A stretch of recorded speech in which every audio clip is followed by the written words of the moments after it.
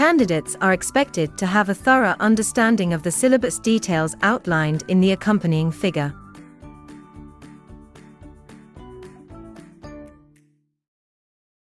The universe. The universe contains many billions of galaxies. There are three types of galaxies as spiral, elliptical and irregular. Galaxies are made up of billions of stars. Our galaxy is called the Milky Way. Our Milky Way is a spiral. There are many planetary systems in the galaxy, with planets orbiting a host star. The Milky Way. The Milky Way is one of galaxies in the universe. Its diameter is approximately 100,000 light-years. Our planetary system is called Solar System, and it is located in an outer spiral arm of Milky Way galaxy. The Sun is one of billions of stars in the Milky Way. Other stars in the Milky Way galaxy are much further away from Earth than the Sun is. Some of these stars also have planets which orbit them. The Solar System. Our solar system consists of our star, the Sun, and everything bound to it by gravity. The Sun lies at the center of the solar system. It is a star that makes up over 99% of the mass of the solar system. The 8 planets in our solar system in ascending order of the distance from the Sun are Mercury, Venus, Earth, Mars, Jupiter, Saturn, Uranus, Neptune. There are 4 rocky and small planets, Mercury, Venus, Earth and Mars, that are nearest to the Sun. These are small and dense, and mainly made of rock and iron. There are 4 gaseous and large planets, Jupiter, Saturn, Uranus and Neptune, that are the furthest from the Sun. These are large, mainly gas, and have no solid surface, although they do have a solid core. The 8 planets travel the Sun in the same direction, and in approximately the same plane. The further a planet is from the Sun, the lower its average surface temperature. This is because the intensity of the Sun's radiation weakens with increasing distance. However, as shown in the table, Venus is an exception. Its average surface temperature is higher than Mercury's even though it is farther from the Sun. This is because Venus has a thick atmosphere rich in greenhouse gases, which trap heat and raise the temperature. There are an unknown number of dwarf planets which orbit the Sun, such as Pluto, Eris, Haumea, Makemake, Ceres and others. There are dozens of moons that orbit the planets as near-circular orbit. Moons are an example of natural satellites. There are artificial satellites, are man-made, and can orbit any object in space. There are millions of asteroids. It is a small rocky object that orbits the Sun. The asteroid belt lies between Mars and Jupiter. There are millions of comets that orbits the Sun as highly eccentric elliptical orbits that extend beyond the planets into the Kuiper belt. Comets are made of dust and ice and orbit the Sun in a different orbit to those of planets. The ice melts when the comet approaches the Sun and forms the comet's tail. There are millions of meteoroids that are rocky fragments of asteroids, comets, moon and planetary collisions. They are much smaller than asteroids, ranging in size from tiny grains up to a meters. Further from Neptune, we have discovered Kuiper belt and Oort cloud. Gravitational force. There is a gravitational attractive force between all objects with mass. The gravitational law of Newton states that the attractive force between two masses is directly proportional to the product of their masses and inversely proportional to the square of the distance between them. The greater the mass of each object, the stronger the gravitational attraction between them. The closer the objects are, the stronger the gravitational attraction between them. The further apart the objects are, the weaker the gravitational attraction. If the mass of one object is doubled, the forces between them are doubled. However, doubling the mass of both objects together, the forces between them increases fourfold.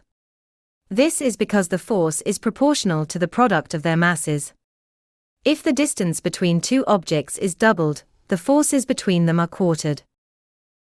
This is because the force is inversely proportional to the square of the distance. These forces obey Newton's third law of motion: every action has an equal and opposite reaction. This means that the gravitational forces between two objects are always equal in magnitude and opposite in direction, even though they act on different objects. Gravitational field strength. The gravitational field strength, at a specific point, is the gravitational force exerted per unit mass on an object placed at that point. It is measured in newtons per kilogram.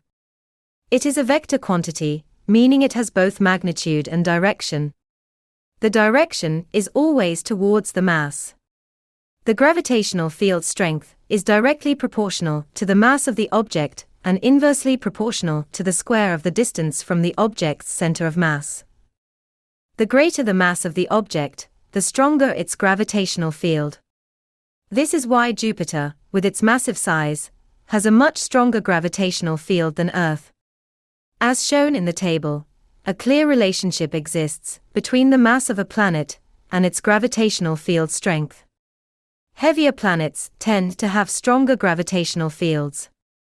Earth's gravitational field strength is roughly 10 newtons per kilogram, while the Moon's is about 1.6 newtons per kilogram, 6 times weaker. The farther away you are from an object, the weaker its gravitational field. This is why the gravitational field strength decreases as you move further away from a planet's surface. Objects in orbit.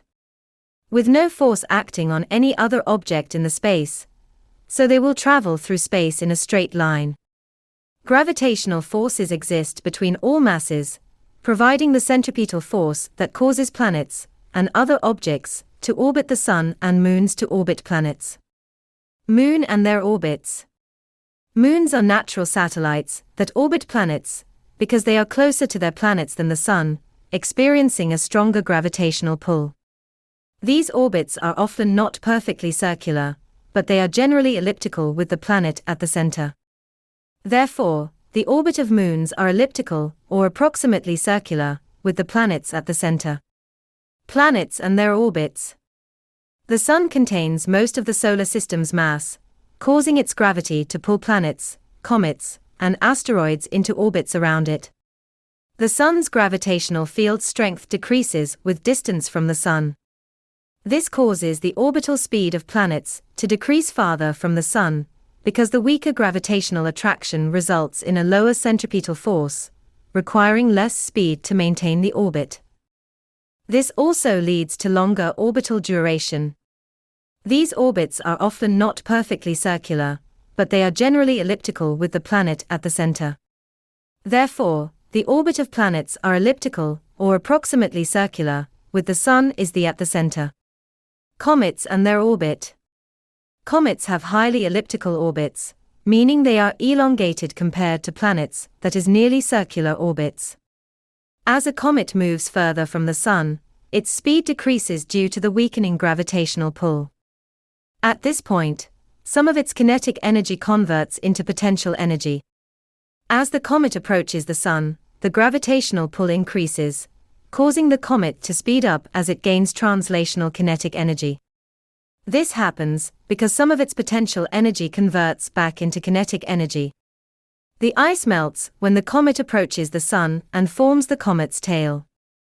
The comet's tail is always directed away from Sun.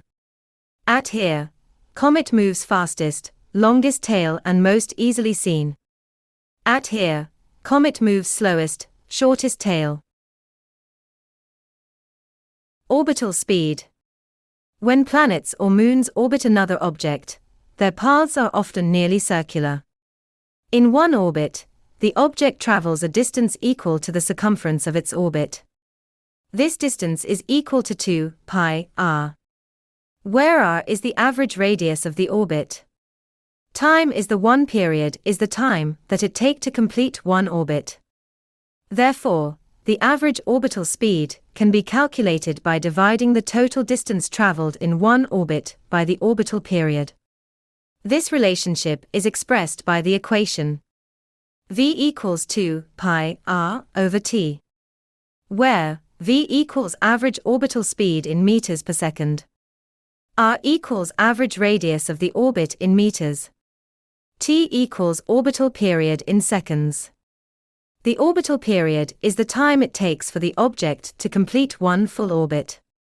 The orbital radius is always measured from the center of the object being orbited to the object doing the orbiting. For example, calculate the speed of a satellite that is orbiting 200 kilometers above the Earth's surface and complete one orbit in 1 hour 24 minutes. The radius of the Earth is 6,400 kilometers. The radius of the orbit is measured from the center of the Earth, so the radius of the Earth plus the height of the orbit above the Earth's surface. Radius of orbit equals 200 plus 6,400 is equal to 6,600 kilometers, or equals 6,600,000 meters. Orbital period equals 60 minutes plus 24 minutes times 60 seconds equals 5,040 seconds. Orbital speed equals 2 pi r over t. To substitute, r equals 6,600,000. T equals 5,040. Its result is 8,200 meters per second. Astronomical distance. Stars are so far apart that astronomers use special units to measure their distances. An astronomical unit, AU, is the average distance between the Earth and the Sun. It is approximately 1.5 times 10 to the power of 8 kilometers. Light year, 1 light year, is the distance that light travels in 1 year. It is approximately 9.5 times 10 to the power of 12 kilometers. The speed of light is approximately 300,000 kilometers per second. 1 year has 365 days. 1 day has 24 hours. 1 hour has 60 minutes. And 1 minute has 60 seconds. Using the formula distance equals speed multiplied by the time. 1 light year equals 300,000 times 365 times 24 times 60 is equal to 9.5 times 10 to the power of 12 kilometers.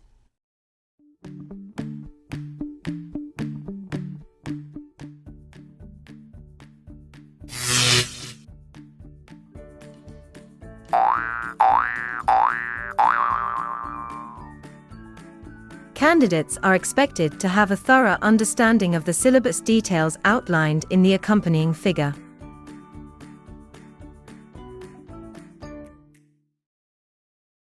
The stars. Stars exist in a wide range of sizes and colors, from yellow stars like our Sun to red dwarfs and from blue giants to red supergiants. Color classification is used for stars, as the color they emit is related to their surface temperature. Red stars are the coolest, with temperatures around 3000 Kelvin. While blue stars are the hottest, with temperatures reaching around 30,000 Kelvin. Our Sun is a medium-sized star composed primarily of hydrogen and helium. It radiates most of its energy in the infrared, visible and ultraviolet regions of the electromagnetic spectrum. Nuclear fusion in a star. In the center of a stable star, where immense pressure and temperature exist, hydrogen nuclei fuse to form helium. This nuclear fusion reaction can be represented by the following equation. Deuterium and tritium, both isotopes of hydrogen, can be fused to form a helium nucleus and a neutron. A huge amount of energy is released in this reaction. This energy exerts a pressure that prevents the star from collapsing under its own gravity. Stellar evolution. A star is formed by the interstellar clouds of hydrogen gas and dust called a nebula. A protostar is an interstellar cloud collapsing, causing an increase in temperature as a result of its internal gravitational attraction. Nuclear fusion reactions occur within the core of a protostar. Hydrogen nuclei fuse to form helium nuclei, releasing heat energy and light energy, which keeps the core hot. A protostar becomes a stable star when the inward force of gravitational attraction is balanced by an outward force caused by the high temperature in the core of the star. This stable star is main sequence star. Most less massive stars expand to form red giants, and more massive stars expand to form red supergiants, when most of the hydrogen in the core of the star has been converted to helium. A red giant from a less massive star forms a planetary nebula with a white dwarf star at its core. A red supergiant from a more massive star explodes as a supernova, forming a nebula containing hydrogen and new heavier elements, leaving behind a neutron star, or a black hole at its center. The nebula from a supernova may form new with orbiting planets. The brightness of stars. Astronomers measure the brightness of stars at a standard distance using the absolute magnitude scale. This is because a really bright star far away will look the same as a dim star nearby, so it is difficult to measure the brightness directly. The absolute magnitude scale, as shown in a diagram. The absolute magnitude of stars is a measure of how bright they would be if they were all the same distance away from Earth. This scale runs back to front. The brighter the star, the smaller the magnitude, and the dimmer the star, the larger the magnitude. The brightness of a star depends on two main factors: how much light the star emits, how far away the star is. This is because more distant stars are usually fainter than nearby stars. The Hertzsprung-Russell diagram. Stars are classified using the Hertzsprung-Russell diagram, which is a plot of stars, showing luminosity, or absolute magnitude, on the y-axis, and temperature, or spectral class, on the x-axis. The main features of the Hertzsprung-Russell diagram are: most stars lie on the main sequence. This is the band of stars going from top left to bottom right. Below the main sequence, and slightly to the left, are the white dwarfs. Above the main sequence on the right-hand side are the red giants. Above those are the red supergiants. This means the white dwarfs are dimmer and hotter than the red giants, which are brighter and cooler. Remember, this will still go from dimmest, highest number, at the bottom to brightest, lowest number at the top.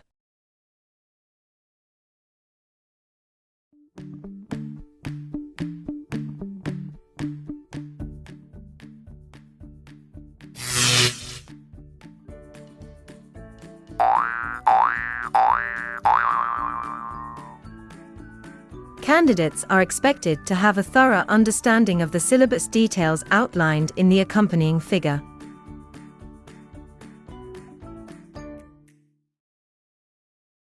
Doppler effect.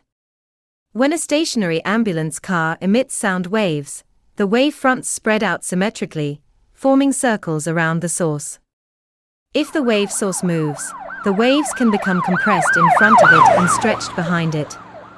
This movement changes the wavelength and frequency of the waves.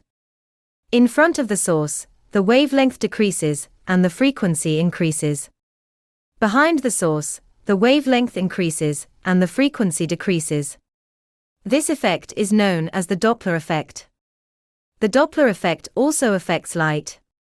If an object moves away from an observer, the wavelength of light it emits increases. This is known as a redshift, because the light appears to shift towards the red end of the electromagnetic spectrum. Redshift. Redshift is an increase in the observed wavelength of electromagnetic radiation emitted from receding stars and galaxies.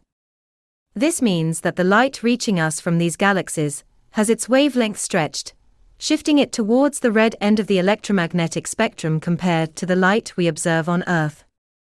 This figure shows the spectra from 5 different objects.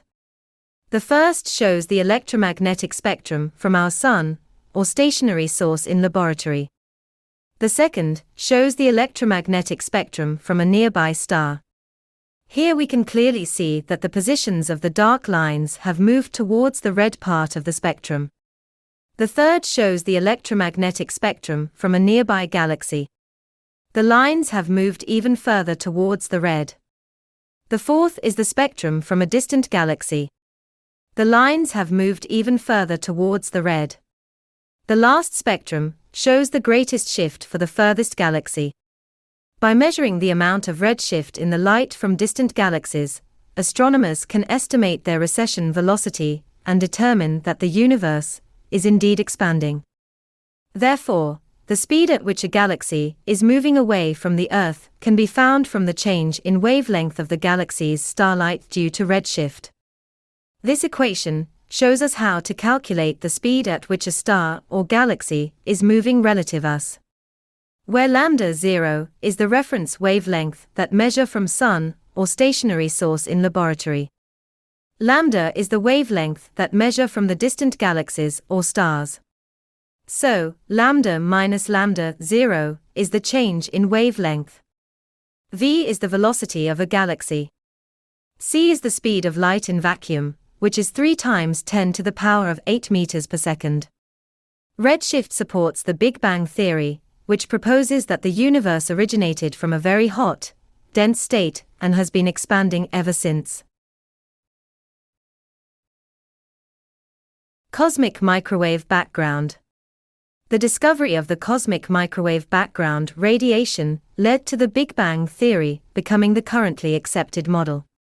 The cosmic microwave background radiation was produced shortly after the universe was formed, and that this radiation has been expanded into the microwave region of electromagnetic spectrum as the universe expanded. The microwave radiation is observed at all points in space around us.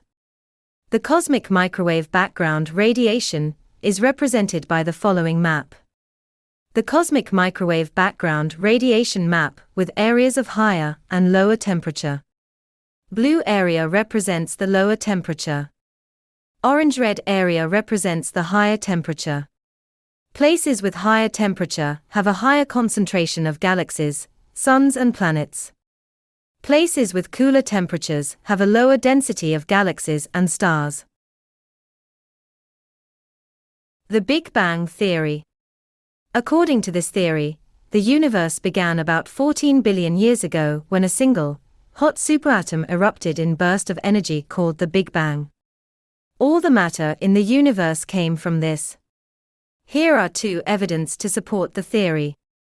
All distant galaxies show a redshift, and so they are all moving away from us. This implies that the universe as a whole is expanding. Radio telescopes have picked up cosmic background microwave radiation from every direction in space. This may be the heavily redshifted remnants of radiation from the Big Bang. The Big Bang was not an explosion into existing space. Space itself started to expand. The galaxies are separating because the space between them is increasing. To think about this, it helps to use a simplified model of an expanding universe, such as the shown on diagram. I hope you found this video helpful. If you did, I would be grateful if you would subscribe, share, like and leave a positive comment. Your support will encourage me to create more content. Thank you.